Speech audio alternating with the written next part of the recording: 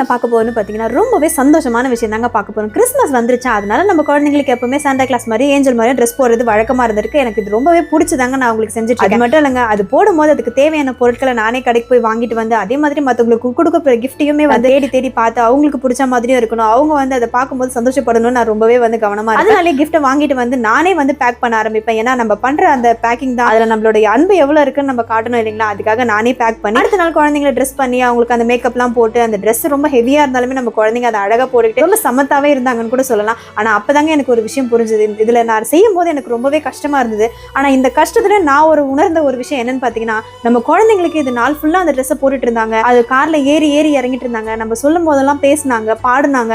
அதை வந்து மற்றவங்களை பார்க்கும்போது சிரிச்சுக்கிட்டே பண்ணும்போது அவங்களுக்கு இருந்த கஷ்டம் எல்லாத்தையும் மறைச்சிட்டு அந்த சந்தோஷத்தை அவங்க வெளிப்படுத்தும் போது தான் நம்ம பண்ணதெல்லாம் ஒரு விஷயமே இருக்காது, நம்ம குழந்தைங்க நம்மளுக்காக எவ்வளவு பண்றாங்கன்றது எனக்கு புரிய ஆரம்பிச்சு. இந்த மாதிரி சின்ன சின்ன விஷயங்களை சின்னவங்க கிட்ட இருந்து கத்துக்கும் போது தான் நம்ம எப்படி இருக்கோன்றது நம்மளுக்கு தெரியுது. இதே மாதிரி நீங்க கூட உங்க குழந்தைய நினைச்சு ஏதோ ஒரு விஷயத்துக்காக சந்தோஷப்பட்டிருப்பீங்களா, பெருமையும் பட்டிருப்பீங்கன்னு நினைக்கிறேன். அதே மாதிரி என் குழந்தைங்களை பார்த்து நீங்க சந்தோஷப்பட்டிருந்தா வீடியோக்கு லைக் பண்ணுங்க. உங்க எல்லாருக்குமே கிறிஸ்மஸ் அண்ட் புத்தாண்டு நல்வாழ்த்துக்களை நான் தெரிவிச்சுக்கிறேன். இந்த வீடியோ உங்களுக்கு பிடிச்சதா லைக் பண்ணுங்க. தேங்க்யூ, பாய்.